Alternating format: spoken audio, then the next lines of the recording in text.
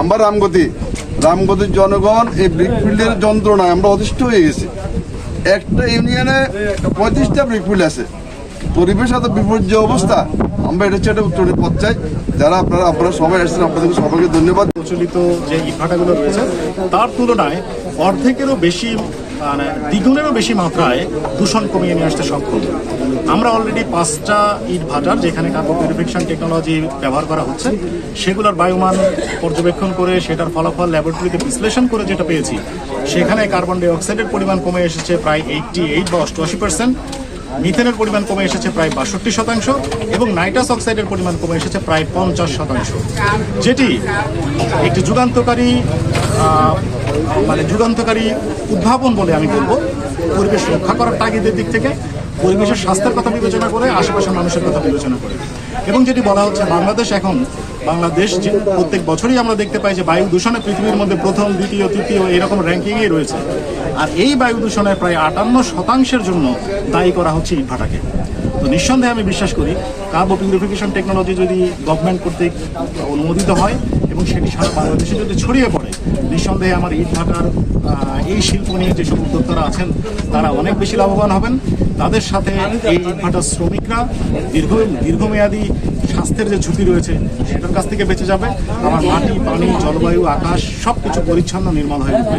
সকলের জন্য এটি একটা আশাব্যঞ্জক ফলাফল বয়ে নিয়ে আসবে বলে আমি বিশ্বাস করি। আপনার পরিচিত? আমি আছি বাংলাদেশ কৃষি বিশ্ববিদ্যালয়ের পরিবেশ বিজ্ঞান এবং দুর্যোগ ব্যবস্থাপনা ইনস্টিটিউটে, এবং এই সিপিটি প্রকল্পের সাথে এই বায়ুমান পর্যবেক্ষণ এবং সেটির ফলাফল নিয়ে কাজ করছি। পদবীর নামটা একটু বলুন। আমি professor doctor M.A. Faruk, professor, Bangladesh কৃষি বিশ্ববিদ্যালয়, পরিবেশ বিজ্ঞান এবং দুর্যোগ ব্যবস্থাপনা ইনস্টিটিউট। আমার মূল উদ্দেশ্য হলো বায়ু দূষণ নিয়ন্ত্রণ করা।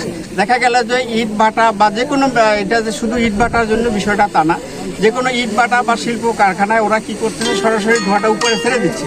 তো আমি চিন্তা করলাম যে এই ধোঁয়াটাকে যদি ফিল্টারিং করে জিরো কার্বনে সাদা শীতল বাষ্পে পরিণত করি, তাহলে দেখা গেল যে আমাদের পরিবেশ বাঁচবে, আমরা বাঁচবো, কৃষি বাঁচবে, সব কিছু মোটামুটি পরিবেশের আওতায় চলে আসবে।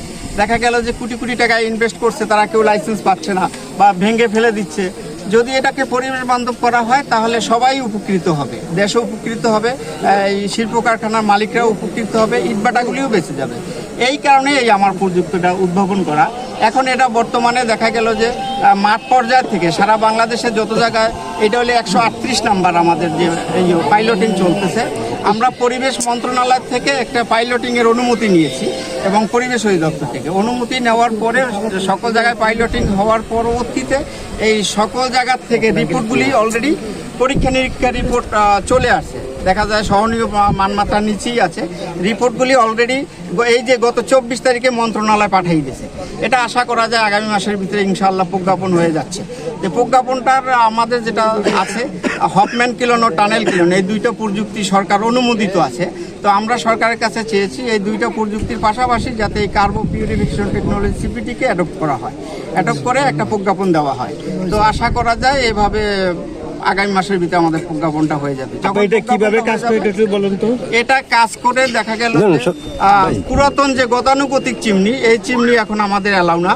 এই চিমনি ভেঙে ফেলতে হবে, এরপরও আন্ডারগ্রাউন্ড টানেল তৈরি করতে হবে প্রায় 200, 250, 500 ফিট যত দূরে যার জায়গা অনুযায়ী। করার পরে চিমনির বাহিরে 6টা আমাদের আছে, ফিল্টার আছে, চেম্বার আছে, আর চিমনির ভিতরে একটা আছে। মোট 7টা চেম্বারে এটাকে ওয়াটার ট্রিটমেন্ট প্লান্টের এটাকে রিসাইকেলিং হয় আর কি, মানে কার্বনটাকে নিচে ধরে রাখি।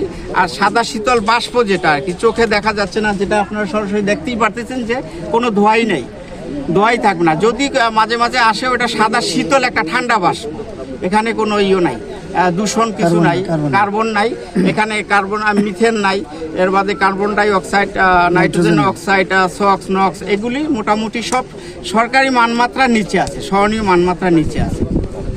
আচ্ছা, এটা ব্যয়বহুল, মানে কস্টিং খরচ কেমন পড়বে? 50 লক্ষ টাকা আপনার খরচ হবে।